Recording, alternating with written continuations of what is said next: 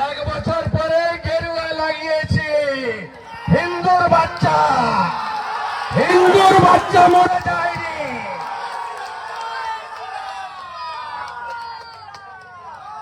আমরা কারোর ধর্মে হস্তক্ষেপ করি না।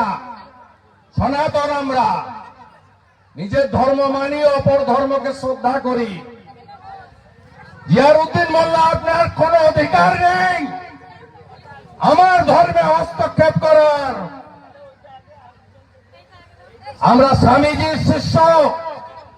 স্বামীজি বলে গেছেন, নিজ ধর্মের প্রতি আস্থা রাখো, অপর ধর্মকে শ্রদ্ধা করো। এই নীতিতে চলুন।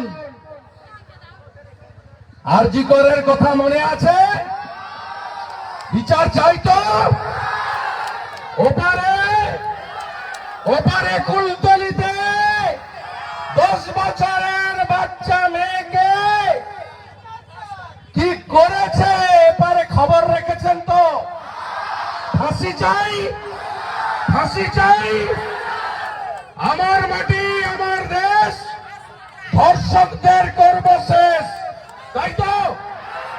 আমার মাটি আমার দেশ, আমার মাটি আমার দেশ, আমার মাটি আমার দেশ। মা, দিদি, বোন, মেয়ে কারোর সুরক্ষা নেই বাংলায়। মা দুর্গা দেবী, তুমি অভয়া শক্তি হয়ে আমাদের শক্তি দাও। আমরা এদের শেষ করব, আমরা এদের শেষ করব, আমরা এদের শেষ করব। সবাই ভালো থাকবেন।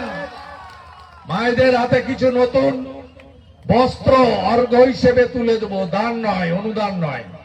সবাই নিয়ে অষ্টমীর দিন স্নান করে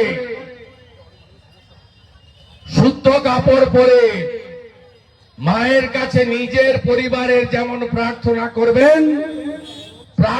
করবেন আরজি করের ডাক্তার বোনের জন্য, জয়নগরের কুলতলির ওই বাচ্চা মেয়েটার জন্য।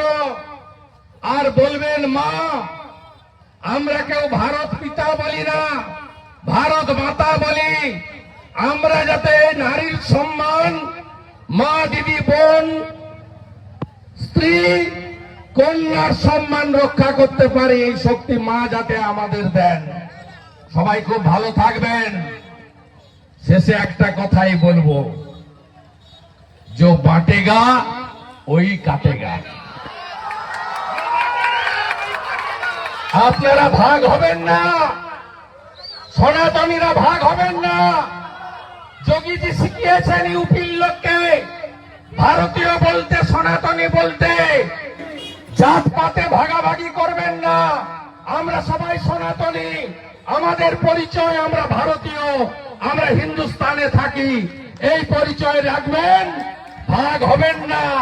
বাঁটেগা তো কাটেগা, জন্মাষ্টমীর দিন যোগীজি বলেছেন বৃন্দাবনে। এই কথাটা মাথায় রাখবেন। আজকে হরিয়ানাতে আমরা বাঁটিনি, তাই আমাদের কাটতে পারেনি।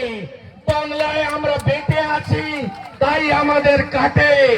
আমরা বাংলাতে বাঁটবো না, আর আমাদের কাটতে দেব না, আমাদের কাটতে দেব না। জয় জয় শ্রীরাম।